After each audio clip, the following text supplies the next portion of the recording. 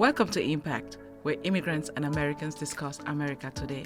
I'm your host, Pamela Anchang. On today's show, we will examine the impact of the Metoo movement on immigrant women. And so I have awesome guest, Rees Davies, an award-winning director with experience in narrative films, short film, music videos, and commercials. I also have Tsatsral Oyundalai, the CEO of Empire Mongolia FM 99.7, one of the top radio stations in Mongolia. And also, I have Amaka Akudinobi, an attorney at law who runs her own firm here in Los Angeles. This is a show you can't afford to miss. So stay with us on Impact. I'm your host, Pamela Anchang. So ladies, welcome to the show. Thank you. Thank you. Thank you so much. Oh, this is just a panel of formidable women power today in the house. Amaka Akudinobi, Esquire. Did I say correctly? Yes, you did. Thank you for having me. You're welcome. And Tsatsral, fondly known as Angela. Yeah. From Mongolia. Yeah, from Mongolia. Welcome Thank you to the so much show. for having me. You're welcome. And Kate from the UK. Yes, that's Welcome it. to the show. Today is really women power. We're going to talk about the Metoo movement and its implications in the immigrant community, immigrant women. And to set it up, the Metoo movement was founded by Tarana Burke. But as a matter of fact, it really, the hashtag was really pushed forward by American actress Alyssa Milano when she shared her story about Harvey Weinstein. Mm-hmm. You all remember. But when you think about it, immigrant women really, or women of color, haven't really had a voice. But let's start by applauding these two women and all the women that came forward, right? Yeah. We should applaud them because some of us come from cultures where this is so pervasive and yet no one does anything about it. And now women in the United States took action. It seems to me that women all over the world did. Kate, what do you say about that? Well, I want to just thank Harvey Weinstein and Donald Trump because of these two men. Women have found their voices, I feel, in America. And I think it's really been because of these two men. And I do feel like, once that Me Too movement was reignited by the actresses that came forward about Harvey Weinstein, it just really did open up a chasm for women to, get rid of their fears, if you will, and just sort of say, me too. I don't feel ashamed anymore. I need to get this secret off my chest. And, they've come forward and spoken out. And the beautiful thing about it is that we are seeing change now. Yes. So that's why it's so important for women to speak up, because otherwise if we don't, then things will remain the same. And that is so true. Amaka, I was just thinking about the fact that most of the time there's pervasive sexual harassment in especially lower wage jobs.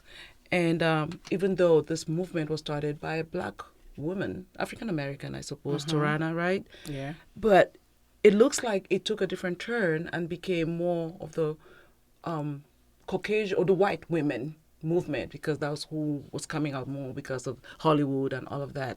How can we make this movement more inclusive? How can we get down to the roots, to the grassroots? So as much as what we have in the media and what we see on TV, it's all about quote unquote white Caucasian women, people of high earners. Exactly. The woman's story has no age or income gap. It affects every income. Yes. So what happens in the rural areas, what happens with low age earners, 20,000 below, also happens in high earners because it's a woman's story. It is. So in my opinion, what we really can do to get their voices heard, it's to either do more documentaries, focus on them, have them tell their own stories, because I bet you they have a lot of stories to tell. Yes. They have a lot of stories to tell, starting with maybe a janitor that is out there working all alone, and there is really nobody there to hear their voices. Attorneys need to speak up more. Yes. Let the cases they handle, particularly those that do employment law, they come across those stories all the time. They need to get their stories out there in the media, either through social media, Instagram, or really get people to hear their voices, because I can assure you, when it comes to Metoo or sexual harassment, Yes. every woman has a story to tell. I'm sure we all have stories to tell. Yeah, every woman has a story to tell. And so women, when we sit together, we all chit-chat, what happened to me, da-da-da. We all have those stories. Yes. We've always whispered that amongst ourselves. But we need to begin to give a voice to that, to have our voices heard out there. Use social media platforms, get the stories out there. Give your attorneys permission to tell your stories, because Absolutely. sometimes you have employment law cases and the clients really are still silent in a way. Have you had situations where you've had women not be in this situation and then retract? Yes. Wow. And what do you do? Yes. And what do? You have to talk to them. Yes. Because of the stigma that is still attached to that. As much as we all have stories to tell, as much as we have the Me Too, there's still that stigma attached to a woman who has told her story. Isn't that interesting that you get harassed, assaulted, and you would feel the stigma and embarrassment? Tsatsral, I was just thinking about immigrant cultures. Do you think that immigrant cultures handle sexual harassment differently from, let's say, Western or American culture? Are we more inclined to be more accepting that it's okay for a man to harass a woman? For me, the American lifestyle first year, it wasn't easy. That was really hard for me. But right now it's getting easier than before. And I believe that this world is one big family. Yes. I believe that one idea can change the world. That I believe that the people with the passion to change the world for the better. Yes. So I have done charity for 10 years, last 10 years with my friends for orphan children and elderly people who don't have family and live alone, because I know that feeling, how hard is that? Yes. How painful it can be. So we need to help each other. Then we need to stay strong. So, especially for women, nowadays the women with their children, the single moms become, it's getting more than before. Yes. I think it's my opinion. So, and just in case, we need to be positive and think positive. So in way. your culture, is it normal for women to be harassed and not speak up? Before, used to, I think. But right now, the women's become more strong and more successful, more than men. In Mongolia? Honestly, in Mongolia. Oh, that's the interesting. especially last 5 years. Yes.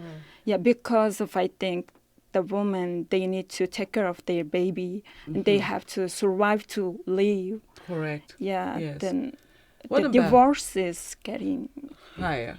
because Women are independent, fighting their voice, I guess. Okay. Typically, when we think of harassment, like I said in my introduction, I did talk about the fact that I came from a culture that's sexual harassment is pervasive, and you don't really talk about it. We don't even see it as such. You come more from a Caucasian background. Is it different for you? Hey, if this is your first time visiting TIMTV channel, make sure you hit the subscribe button here below and ring the notification bell so you will be notified when we post new content. Look, I think that sexual harassment and the treatment of women across the board is very similar. I mean, even though I come from a different culture, women are getting abused every single day, not only in the workplace, but at home as well. Some countries, women are just treated so badly. I mean, even the latest news that Texas is now thinking about bringing back the death sentence for a woman who wants to have an abortion. Now, here's the thing about that. So you can get raped by a male that this is somebody that you may not know.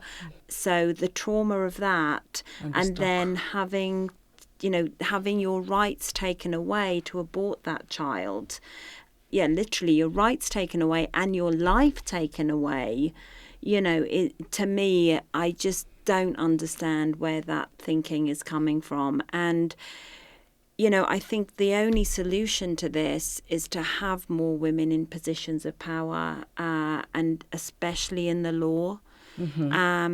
We are seeing more women coming through in terms of leading countries, yes, which is wonderful. I mean, I come from the UK. We have women leaders, queens. We have prime ministers who are women. Women are quite revered in our society. I grew up with some amazing role models, who are very strong women. So I think culturally, as a woman, I had those role models, so I grew up thinking that I could do anything, and I think if more cultures had that, yes, young girls coming up would really own their power and would not put up with the nonsense that they do right now. At the beginning of the show, you kind of applauded our president and Harvey Weinstein, and I said I never could have seen the day where we will applaud men, or I don't want to use the word, but that do wrong things, especially to women. And just follow this trend. And I was just thinking the fact that when the white women, predominantly there, Alyssa Milano and all the Hollywood women were coming forward with their stories, Amaka, did it occur to you that we always thought that they had it made? Because think about the culture that you come from, Nigeria. We just had the situation with the Chibok girls. How do you rationalize that, a culture where you think it's so advanced? How is that going to impact the cultures back home if we can't, here in the United States, get it right? So, just like I said in the beginning, my experience has always been that the women, our story as women, it's universal. Yes. It's either going to, if you pay particular attention to everybody's story, it's universal. Because for me, it comes from that fact that men, to use the colloquial that little kids will use, you think you're the boss of me. Yes. Men tend to think that they're our bosses. They're there to tell us what to do. One thing that's always stuck in my mind is, how does a society change? How? What makes a society change?